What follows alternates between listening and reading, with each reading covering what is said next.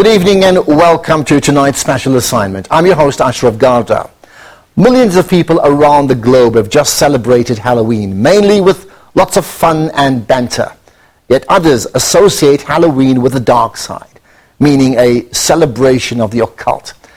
This leads us onto the issue of Satanism. Tonight we interrogate the link between allegations of satanic-inspired violence and ritual murders, especially amongst our youth. Are South Africa's youth under siege from a satanic onslaught? And what is the impact of these reports on families that are left behind? Senior producer Peter Moyo investigates.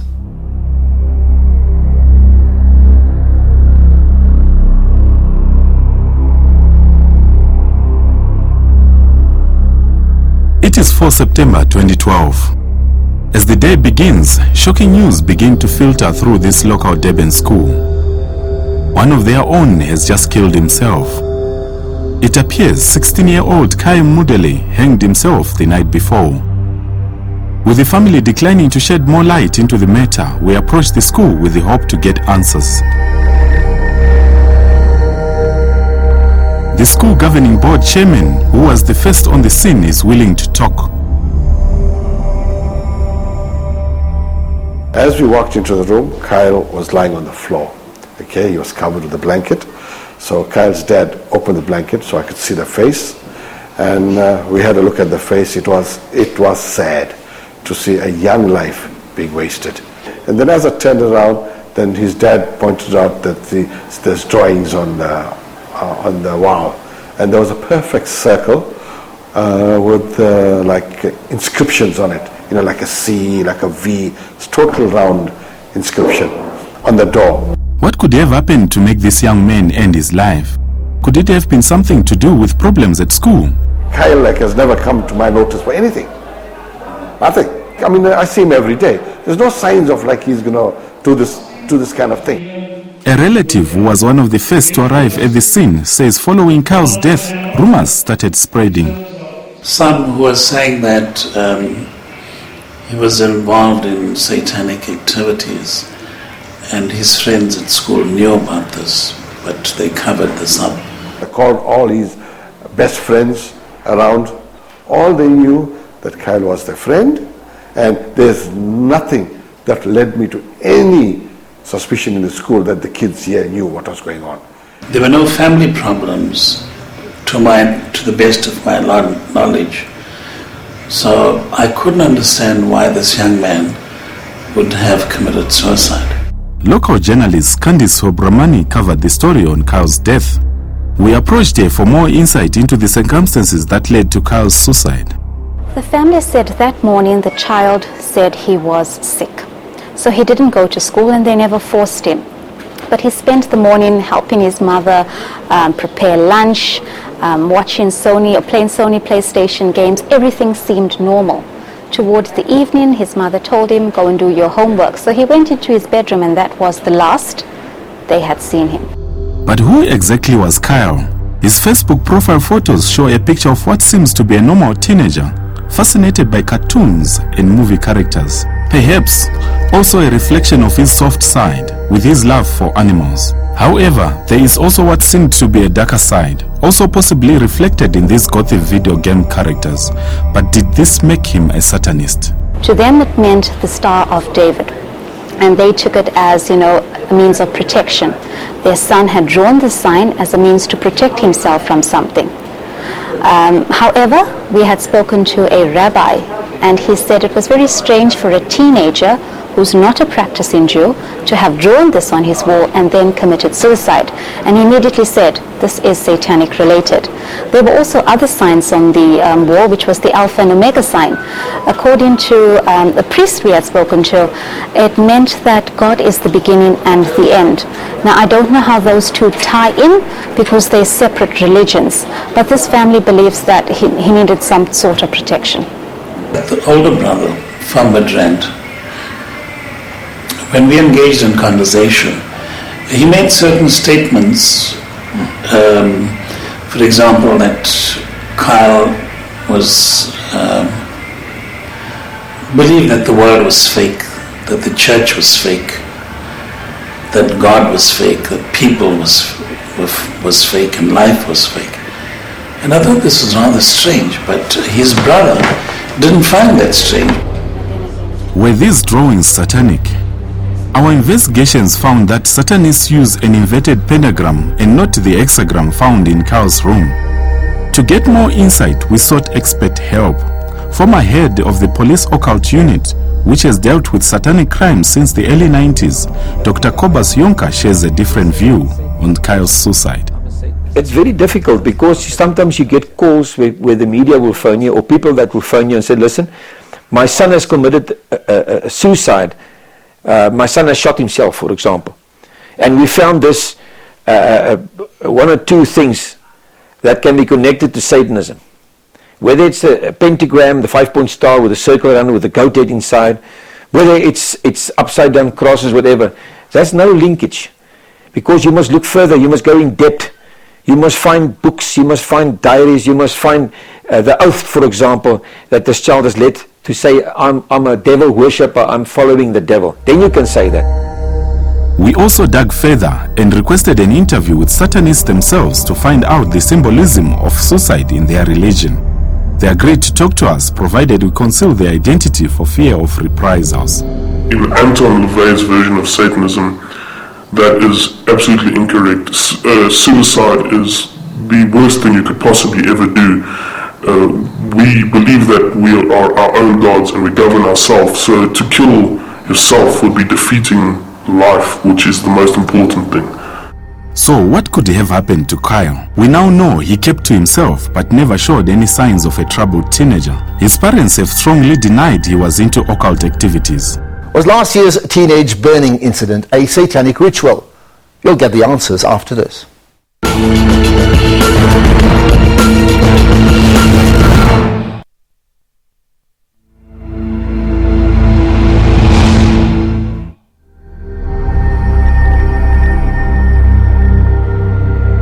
Another case that grabbed the headlines for its link to Satanism was the Welkom Cemetery murder. The body of Michael van Eck was found damned in a shallow grave at this cemetery. Michael, who had befriended a woman on Facebook, was found with some of his body parts missing on the day he was due to meet her on a date. Not long after that, this young couple, Shanae van Herden and her fiancé, Martens van der Merwe, were arrested and charged with the murder. It was later found that they had stored some of Michael's body parts in a freezer at this house where they lived. Police were quick to link it to Satanism. What makes you think this is linked to Satanism? Actually, what we have discovered also inside the house is we found the head, and then inside the fridge, and then also the cupboard, and then there are some parts that we found in the garden, and then we can also confirm that there were cats that were found being killed, and then so and in particular the paintings inside the house. I mean, it's strange paintings that we discovered inside the house. That actually, that's why we are saying possibility of their involvement in Satanism cannot be overruled. However, Dr. Kobus Yonka, who had been called out of retirement to investigate the case, has a different view. I look at from a criminal view to see how the murder was committed. And then, of course, all the items, all the exhibits that were found in the scene, I go through that as well, and all the evidence that were found in the scene. Then you can make a decision whether you think it was Satanism involved or not. And I testified in court saying that Satanism did not play a role in that case. Or they were, of course, experimenting with some of the stuff, but it was not Satanism the main reason behind the murders. Shanae has since been convicted and sentenced to 20 years in jail. During the trial, it was found that the couple had a long history of psychological problems. State Prosecutor Johan Dinesken also dismissed the assertion that Satanism could have played a role in the murder. It was also found that her fiancé had long been diagnosed with schizophrenia at the age of 14 and had been admitted to a psychiatric institution a number of times. He was due for sentencing last night. Could it be perhaps that these people are mentally ill? I think many cases people are mentally ill, and I think there is a danger of identifying demon possession, where what one is really dealing with is mental illness. And I think that one needs to be on real guard that we do not make those kind of mistakes. Having said that, I think that there is a reality of demonic possession that is outside of mental illness.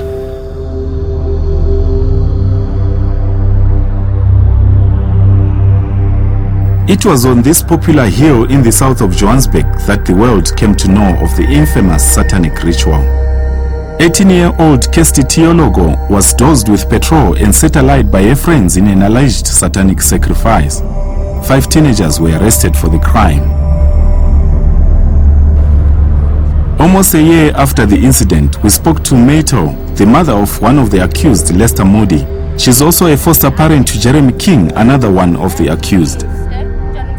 About 2 o'clock in the afternoon, and I was just serving my husband with a cup of tea, and my phone rang, and I could feel something inside of me is not responding well. And when she mentioned my son and the young man that we had in our care for rehabilitation, I gave my husband his tea. I sat down and I said to my husband, our whole lives are changed now. Our lives will never be the same. Soon the charge sheet turned into murder as Kirsty succumbed to her wounds. Our investigations also revealed that the deceased and the accused all shared a common problem: drug abuse. Afterwards I realized that they had taken vodka, crystal meth, dacha, cocaine, crack, everything to mess up the mind. Because both of them don't have a history of violence. As reality dawned on what they had done, Jeremy and Lester decided to cut a deal. We said, boys, we love you, but one thing we taught you, tell the truth. The Bible says the truth sets free. Tell the truth. No matter how ugly it is, tell the truth, because one day before God, you'll have to tell the truth because He knows the truth. They said, Ma, we'll tell the truth, but we're so sorry, Mommy. We're so sorry, Mommy and Daddy, to hurt you. You've raised us well, and you've warned us. In the plea bargain, they were given lighter sentences in exchange for turning state witness against 4 of their friends. But did this constitute a satanic crime? All I've asked him, when did you stop loving the Lord Jesus that gave you godly values? That's what I asked him. He said he didn't stop, but there was a time he couldn't pray, and I asked him, when couldn't you pray? He says when he was on drugs, he couldn't pray. But to say I actually saw him experimenting with the occult, Satanism, never ever. I would have gone for help. Dr. Kobus Yonka says more investigations need to be done before the case can be treated as satanic. We must still get the evidence before we can say that. And that's what I've told the police officers as well. They must go thoroughly through all these evidence they have. Mrs. Moody says she brought up her son under strict Christian values. Yet since his conviction, her family and her church are now branded Satanists. And nobody has directly come to say to us, you Satanists and that type of thing, but we've heard. School children have come to tell us, and they've been very hurt because, you know, I work with the school children. They've been very hurt. They said, you've helped us so much, and this is what we've heard. I said, it's okay. Don't be offended by it. That person knows why they said it. But you know why you are saying you're offended. However, this has not dampened her spirit. She continues her job as a counselor for the homeless, the needy, and has development programs in some prisons. To send him to real prison and for him to be committed to 17 years, it was difficult, but I didn't take offense to it because I was thinking of how the other mothers are feeling. So I accepted it. Many believe that with people being quick to condemn and take these cases as satanic, society is missing an opportunity to properly deal with serious problems afflicting many young people. It's my prayer every day. How can we rescue this generation? How can we get them through school? How can they become the future of our country? The young people today are like little boats tossed around on the waves and the rough seas, where they are dealing with all kinds of pressures and are then experimenting in these areas where they can get sucked into it and find it difficult to come out. The mothers and fathers have lost its aspect about love. And love is a very important. The child must know that my dad, my mum loves me, and they must be proud of me. So what exactly is Satanism? An exclusive interview on that in a moment.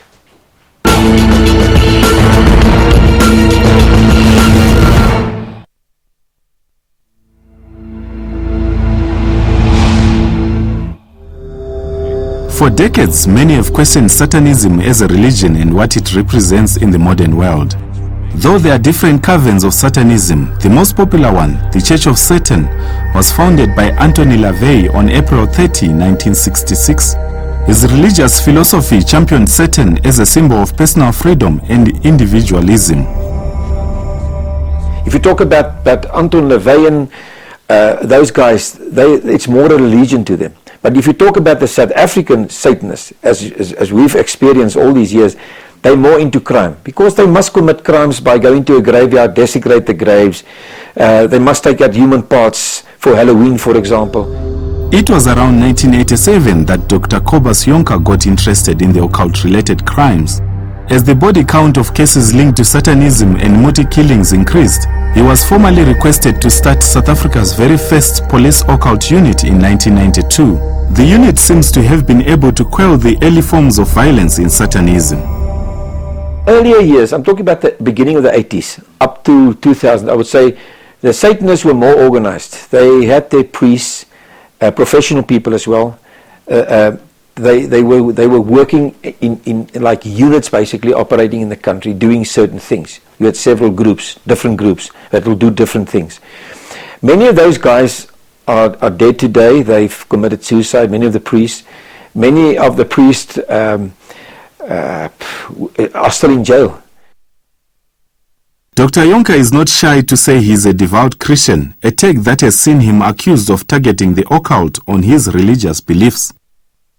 We don't care about that as long as crimes are not being committed. That is the main thing. So as soon as crime come in, so it doesn't matter who you are, what you are. You can do witchcraft, you can practice your religion, whether it's witchcraft involved or not, but as long as crime has not been committed.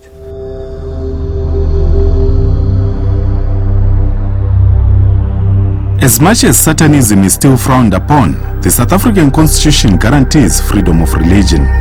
Its followers believe that they are misunderstood. It is on this basis that we were invited into a satanic couple's home in KwaZulu-Natal. On display were all the satanic paraphernalia, from the seal of the devil, black candles to books on rituals. It was like a scene from a horror movie.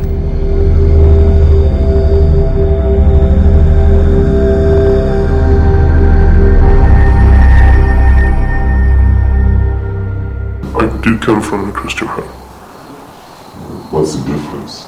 Not Why are much. you sort of like at the other end? I never ever felt comfortable in Christianity. I always questioned it, and no one could provide me with answers I wanted. It never made sense to me. I never felt it inside me like they say you're supposed to. Me, God isn't a real thing. It's literally a means of controlling society. And it's taught from such a young age that you're never exposed to the idea that it may be something that's completely made up. Sexual energy is an extremely strong energy. Think of the orgasm itself. What does it do to the body? So harnessing that body's energy in ritual gives you far stronger results than just sitting on the floor and chanting your words. Blood is often used as a sacrificial tool because it contains your body's energy. Does it ever involve using blood of others? It shouldn't, unless they are part of your ritual. The only way a ritual could be successful is if people want to participate in it. You should never, it's incredibly warped idea to be taking someone who's not willing to give this energy and, giving it, because it's in effect useless. I don't believe in heaven and hell, but if it was presented, I think hell would be a lot more fun. I don't believe in God or the devil. I don't believe in heaven or hell. I believe when you're dead, you're dead. That's it. So you only have one crack at life. You might as well make the best of it.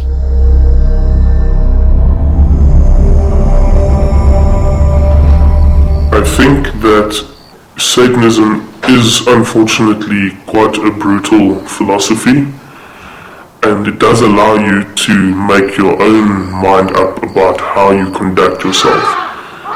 And I don't think that young teenagers are mature enough to make those decisions about their life or about how they act and what they do. I think it boils down to the parents then. They need to be governing their children's lives. When they leave home, then you're an adult and there's nothing that a parent can do. But, you need to be watching your kids.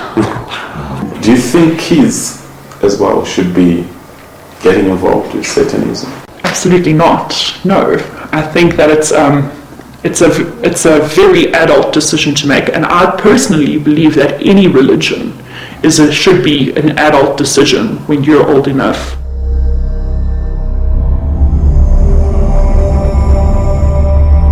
The majority of Satanists are good people. We're just living our lives day to day, doing exactly what you do, coming home, watching some TV, eating a meal, exactly the same. But there are a small percentage that are mentally ill, and you will get that in any religion.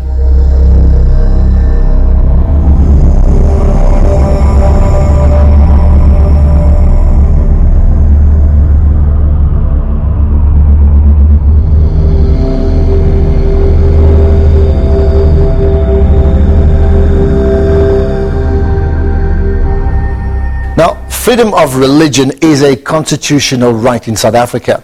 But should there be limits when it comes to Satanism? I'd like your views. If you're tweeting, use the hashtag special assignment. You can also Facebook or email us. And do join the follow-up discussion on my radio show. That's on SAFM at about 2:30 p.m. on Friday.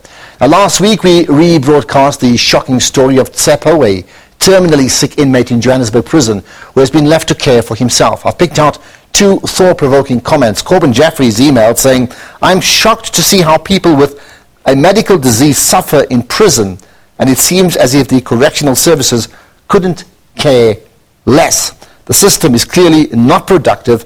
My heart goes out to people living with a medical condition and having to take care of themselves while being very sick." And Pumzile Mabazo Facebook saying, "It doesn't matter what wrong the person has done.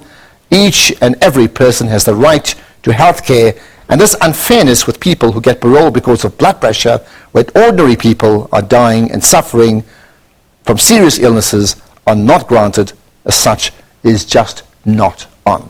Well, that's it for tonight. Join us again next week when we point out the issues that matter.